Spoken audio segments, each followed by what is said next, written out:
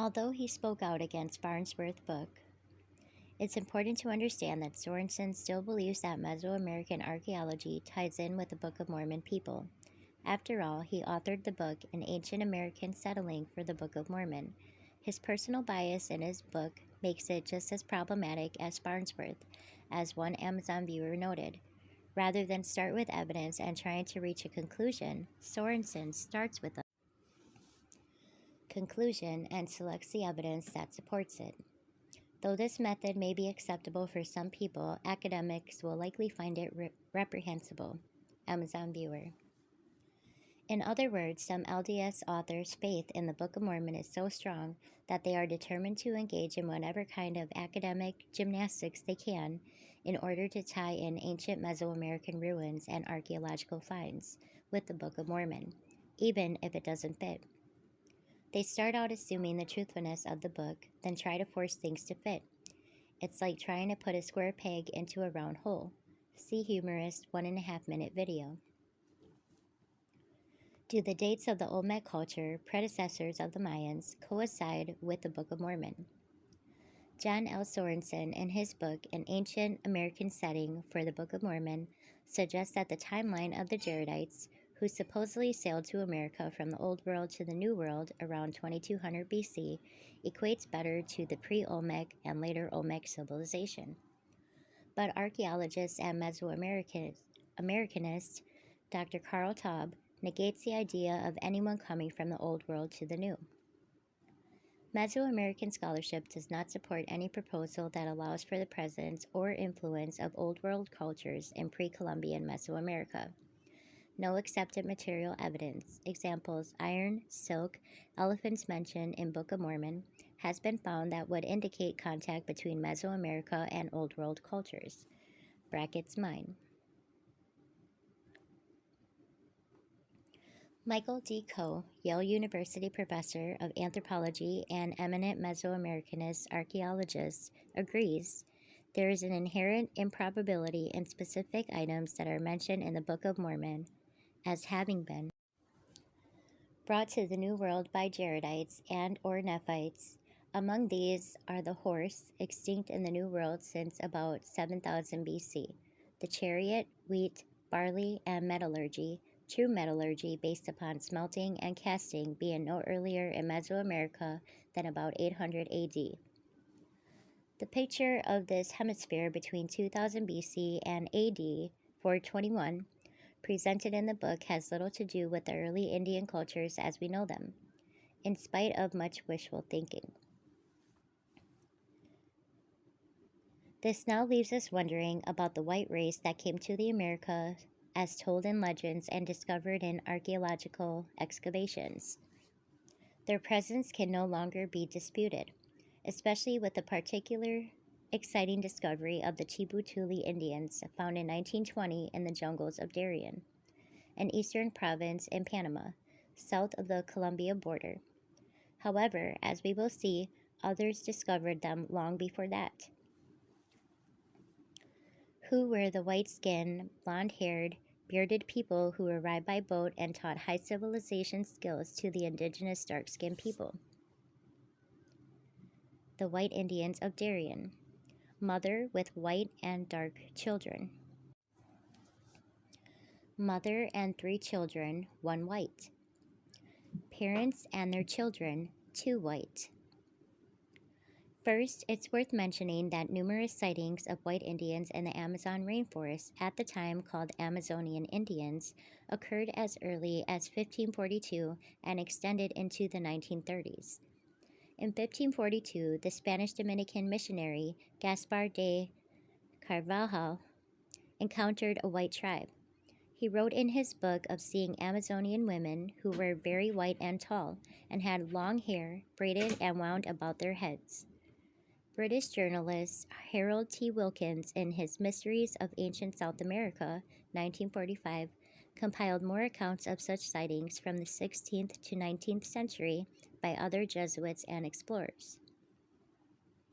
Alexander Hamilton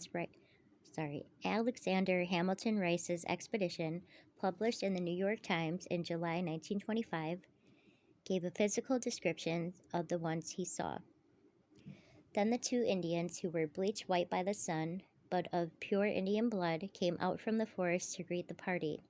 Dr. Rice described them as being undersized and undernourished. Their faces were streaked with pigments so that it was difficult to discern the features, but they were undeniably white. When the two received presents of beads and handkerchiefs, they yelled to their companions, and others soon emerged and joined the group, making in all 20 men and 2 women. The Achi Indians, or Guayaki, of eastern Paraguay had white skin, light eye and hair color, heavy beards, and Asiatic features. Their neighboring groups looked Japanese, showing no evidence of any European or African mixture. Robert O. Marsh's account of the Darien Indians in Panama is more detailed, plus he took pictures. In the early 1920s, Marsh was hired by Henry Ford and Harvey Firestone to look for rubber lands to offset the market's English and Brazilian monopoly.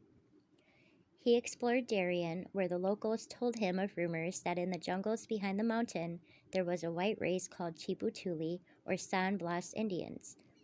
An airplane pilot in the Canal Zone who flew to an Army wireless station confirmed this. He reported that he passed over a village in the interior which was inhabited by white-skinned people, living like Indians. Marsh, pages 37 and 38. Marsh chartered a boat and found some. He recounts the following.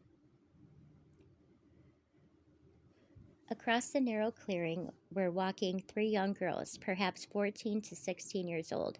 They wore nothing but small loin cloths, and their almost bare bodies were as white as any Scandinavians, their hair falling loosely over their shoulders, and was bright gold. Marsh, op site 25 through 26. To make Marsh's long story short, see full story and more pictures at He found their village. They were friendly to him, no doubt because he was white. He tried communicating in Spanish, English, French, and German, all to no avail. He also said, I examined their skin closely to make sure it was not colored artificially. It was not. I looked at their golden hair, which was of a much finer texture than the coarse hair of other Indians. Their eyes were hazel or bluish brown. Marsh 27 through 28. Siblings.